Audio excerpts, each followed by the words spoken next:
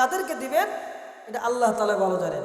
অনেক সময় আকাশের মধ্যে এমন গর্জন তর্জন শুরু হয়, মানুষ ধারণা করে বৃষ্টি আসলো ভাব, ধান শুকাই দিয়েছে, ধান তরে করে শেষ, এরপর দেখে যে ব্যাগ কেটে চলে গেছে। আমার একটা বাতাস আসছে, ম্যাগ সব শেষ, হয় কি হয় না ভাই? মা বোনরা বলে যে এত গর্জন দেখলাম, ধান জড়ো করে ফেললাম, বৃষ্টি তো হলো না। আবার দেখা যাচ্ছে ধান শুকাই একদম ঝকঝকা রোদ, চকচকা দিন, মুহূর্তের মধ্যে বৃষ্টি শুরু হয়ে গেছে। ঠিক না মানে বলেন? ওয়া আলাম মা ফিল আরহাম, মাতৃদেহের মধ্যে মায়ের গর্ভে মায়ের পেটে কি সন্তান আছে পৃথিবীর কেউ বলতে পারবে না।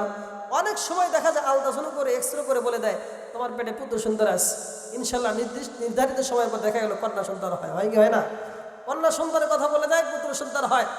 এরপরও যদি পুত্র সন্তান বলে তার সঠিকও যদি হয়, এই সন্তান নেককার হবে না বদকার হবে, এই সন্তান হায়াত পাবে কি পাবে না, অনেক বিষয় আছে যা পৃথিবীর কোন মানুষ বলতে পারবে না। ঠিক না বা ঠিক? ওমা তাদরি নাফসুম মাযা তাকসিবু গাদা, আগামীকালকে আমি কি রোজগার করবো এটা পৃথিবীর কেউ বলতে পারে না। পারবে? একদম নির্ধারিত বিষয় মনে করেন যে আমি আগামীকালকে কাজটা করবো, ধরাবান্ধা কথা। দেখবেন রাত্রের মধ্যে এমন কিছু হয়ে গেছে, সকালই পরে আসে আমি হসপিটাল যাবো বসে থাকবো, হয় না ভাই? এক বেচারা যেতে শ্বশুর বাড়ি, কোথায়? বয়েল মাছ হাতে যেতেছে শ্বশুর বাড়ি। রাস্তাতে আরেকজন মানুষ হলো হাল চাষ করে, আগে যেমন তো লাঙল দিয়ে হাল চাষ করতো। জিজ্ঞেস করে দোস্ত কোথায় যাও, বলে যাইতেছে তো শ্বশুর বাড়ি। শ্বশুর বাড়ি যাইতেছো ভালো কথা, যে বড় মাছ নিয়ে যেত, মাছ তো তোমার খাওয়ার ভাগ্য হবে না। তুমি বলো কি নিজের টাকা দিয়ে মাছ কিনলাম, শ্বশুর বাড়ি যেতেছি, মাছ খাওয়ার ভাগ্য হবে না, তোমার ভাগ্যে জুটবে? তা না, কিন্তু তোমার মাছ খাওয়ার হয়তো ভাগ্য হবে না। তো যা হোক শ্বশুর বাড়ি গেছে, যাওয়ার পরে শাশুড়ি আম্মা মাছ ভালো করে কাটার পরে খুব সুন্দর করে রান্নাও করছে। রান্না করার পরে ওনার এক শালা সহ ওনার শাশুড়ি আম্মা ওনাকে খাওয়াই দিয়েছে। খাবার যখন সামনে দিছে, জামাই সাহেবের ওই যে বন্ধুর কথা মনে পড়ছে, রাখাল, বুঝছে তো তোমার শ্বশুরবাড়ি যা মাছ খাওয়ার ভাগ্য হবে না। তো উনি শাশুড়ির আম্মার চেহারাতে তাকায় একটু মিষ্টি হাসছে। শালার আবার সন্দেহ হয়েছে, আরে মিয়া তোমার সাথে বোন বিয়ে দিয়েছি, তুমি আমার মায়ের দিকে তাকায় হাসো, তার মানে কথা বোঝেন নাই। তাড়াতাড়ি ওঠো মিয়া, রাগারাগি শুরু করে দিস। শাশুড়ি আম্মা বলে বাবা তোমার যদি রেজেকে থাকে মাছ আমি ফ্রিজে রেখে দেবো, এখনকার মতো চলে যাও। ওই রাস্তাতে আবার চলে যেতেছে, ওই রাখাল জিজ্ঞাসা করে ভাই শ্বশুরবাড়ি গেলা কেমন খাইলা?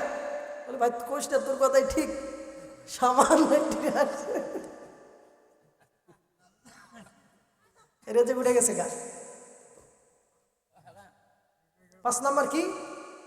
ওমা তাদরি নাফসুম বিআইয়ি আরদিন তামুত, আমার মৃত্যু কোন সময় কিভাবে ঘটবে পৃথিবীর কেউ নিশ্চয়তা দিতে পারবে না। পারবে বলে?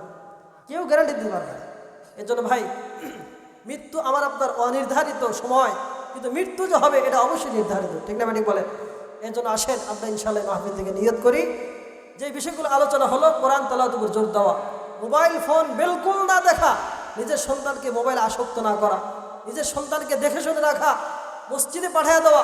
আপনার স্বামী মা বোনদেরকে বলছি স্বামীর সাথে সন্তানকে মসজিদে পাঠিয়ে দেন, বক্তব্যে পাঠিয়ে দেন, সন্তানকে আয়াতুল কুরসি শিখান, এক কথায় কোরআন ভিত্তিক জীবন গঠন করেন। ইনশাআল্লাহ সন্তান আপনার দুনিয়াতেও কাজে লাগবে, হাসরের মাঠেও কাজে লাগবে। কথা বলে ঠিক কিনা? আর যদি সন্তানকে দেখে শুনে না রাখেন, কোথায় যাচ্ছে, কাদের সাথে মিশতেছে, মোবাইল ফোন দেখতে দেখতে দেখতে দেখতে আপনার সন্তানের অকালে চোখ নষ্ট হবে, তার কিডনি নষ্ট হবে, তার জীবন নষ্ট হবে। এই সন্তানকে ডাক্তার দেখায়া ওষুধ খাওয়ায়া ডাক্তার বাড়ায় খেয়েও তার রোগের চিকিৎসা হবে না। কথা বলে ঠিক কিনা? আল্লাহ পাক রব্বুল আলামিন আমাদের সকলকে আলোচনা বিষয়বস্তু আমল করার তৌফিক দান করুন।